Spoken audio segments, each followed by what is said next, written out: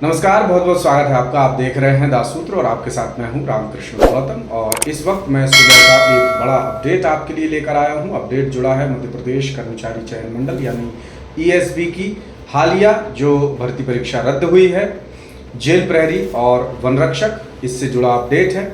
और ये अपडेट सभी उम्मीदवारों के लिए जानना बहुत ज़रूरी है। तो 7 तारीख को जो परीक्षा 7 जून को निरस्त हुई थी, सर्वर की समस्या बताकर उसमें एक बड़ा अपडेट सामने आया है। और वो अपडेट ये है कि ईएसबी ने 2 तरह की जांच इस मामले में शुरू कर दी है। पहली जांच तो ये कि आखिर सर्वर फेल कैसे हुआ, और दूसरी जांच ये कि कंपनी ने तकनीकी व्यवस्था सुनिश्चित क्यों नहीं की थी।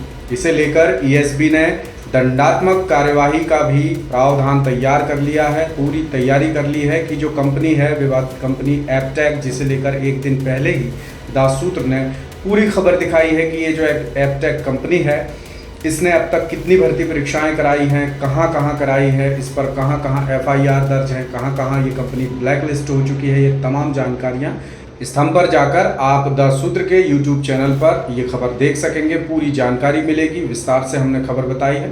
बहरहाल बात करते हैं ताज़ा अपडेट्स की।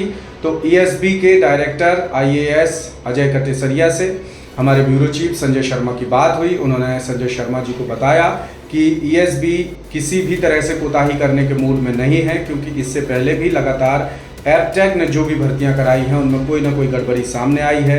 चाहे फिर वो मध्य प्रदेश हो या मध्य प्रदेश के अलावा उत्तर प्रदेश, राजस्थान, दिल्ली, असम, जम्मू कश्मीर और महाराष्ट्र, इन तमाम प्रदेशों में इस कंपनी ने परीक्षा कराई थी। लेकिन इस कंपनी ने जितनी भी परीक्षाएं कराई, हर परीक्षा में कोई ना कोई बड़ा विवाद शुरू हुआ, कोई ना कोई घोटाला सामने आया। और कई मामलों में तो इस पर एफआईआर भी दर्ज की जा चुकी है। कई मामलों में, कई राज्यों में, कई जगहों पर इस कंपनी को ब्लैक लिस्ट किया जा चुका है। तो बड़ी खबर ये है कि ईएसबी इस मामले की उच्च स्तरीय जाँच करा रहा है। हालांकि अभी परीक्षा की जो नई तारीख है वो जून 20 घोषित की गई है और इस दिन परीक्षा होना तय है, जिसका ऑफिशियल नोटिफिकेशन स्क्रीन पर आप देख रहे हैं। और ये जानकारी पुष्ट भी की है ईएसबी के डायरेक्टर आईएएस अजय कटेसरिया ने दासूत्र से बातचीत के बाद।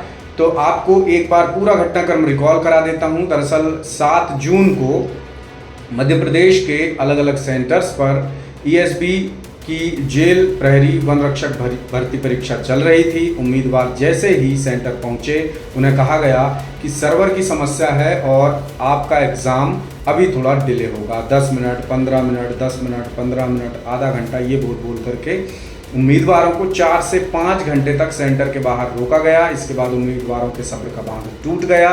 उन्होंने हंगामा शुरू कर दिया, प्रदर्शन शुरू कर दिया। ये कवरेज भी दासूत्र आप तक लेकर आया था।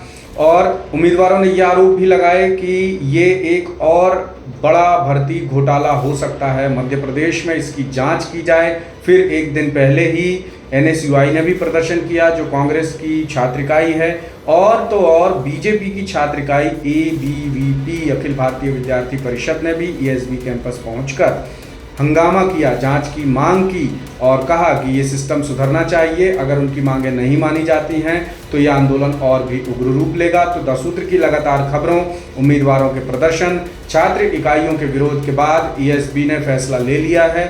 ईएसबी ने जांच शुरू कर दी है।